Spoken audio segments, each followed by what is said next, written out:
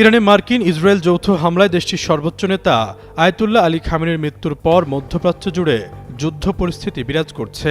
এরই মধ্যে একযোগে ২৭ দেশের মার্কিন ঘাঁটিতে হামলা চালিয়েছে ইরানের সশস্ত্র বাহিনী। তেহরানের পক্ষ থেকে বলা হয়েছে যে কোনো মূল্যে খামেনি হত্যার প্রতিশোধ নেওয়া হবে। পাল্টাপাল্টি হামলা, কূটনৈতিক হুমকি এবং আঞ্চলিক জোটগুলোর সক্রিয়তায় পুরো অঞ্চল জুড়ে অস্থিরতা ছড়িয়ে পড়েছে।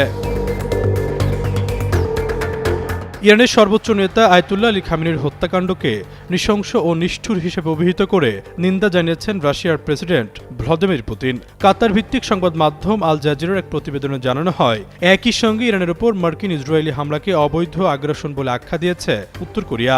রাশিয়ার রাষ্ট্রীয় সংবাদ সংস্থা তাসের বরাতে আল জাজিরা জানায়, রাশিয়ার প্রেসিডেন্ট ভ্লাদিমির পুতিন ইরানের প্রেসিডেন্ট মাসুদ পেজেশকিয়ানের কাছে পাঠানো এক বার্তায় গভীর শোক ও সমবেদনা প্রকাশ করেছেন।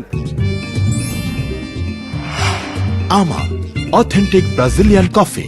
পুতিন এই হত্যাকাণ্ডকে একটি সিনিক্যাল মার্ডার বা অত্যন্ত ঠান্ডা মাথার হত্যাকাণ্ড হিসেবে বর্ণনা করেছেন। রুশ প্রেসিডেন্টের মতে এই ঘটনাটি কেবল অমানবিকই নয়, বরং এটি আন্তর্জাতিক আইন এবং মানবিক নৈতিকতার সমস্ত মানদণ্ডকে অবমাননা করেছে। এই ধরনের পদক্ষেপ মধ্যপ্রাচ্যের পরিস্থিতিকে আরও অস্থিতিশীল করে তুলবে। এদিকে ইরানের ওপর মার্কিন ও ইসরায়েলি যৌথ হামলার কড়া সমালোচনা করেছে উত্তর কোরিয়া। দেশটির রাষ্ট্রীয় সংবাদ সংস্থা KCNA প্রকাশিত এক বিবৃতিতে উত্তর কোরিয়ার পররাষ্ট্র মন্ত্রণালয় এই হামলাকে অবৈধ আগ্রাসন এবং ইরানের সার্বভৌমত্বের চরম লঙ্ঘন বলে উল্লেখ করেছে।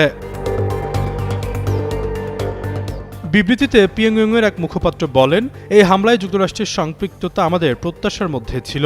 যুক্তরাষ্ট্রের আধিপত্যবাদে ও গ্যাংস্টার সুলভ আচরণের কারণে এটি একটি অনিবার্য পরিণতি। উত্তর কোরিয়া জানিয়েছে, যুক্তরাষ্ট্র ইসরায়েলের আগ্রাসনমূলক যুদ্ধ কোনো অবস্থাতেই গ্রহণযোগ্য নয় এবং এর ফলে বৈশ্বিক শান্তি মারাত্মক ঝুঁকিতে পড়বে।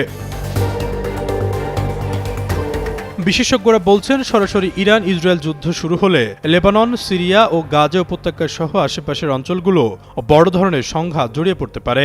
এতে মানবিক সংকট আরও তীব্র হওয়ার আশঙ্কা রয়েছে। ইউরোপীয় দেশগুলো কূটনৈতিক সমাধানের ওপর জোর দিচ্ছে। তাদের আশঙ্কা, এই সংঘাত বড় আকার ধারণ করলে তেল সরবরাহ ও বৈশ্বিক অর্থনীতিতে নেতিবাচক প্রভাব পড়তে পারে। আশরাফুল ইসলাম, যুগান্তর নিউজ।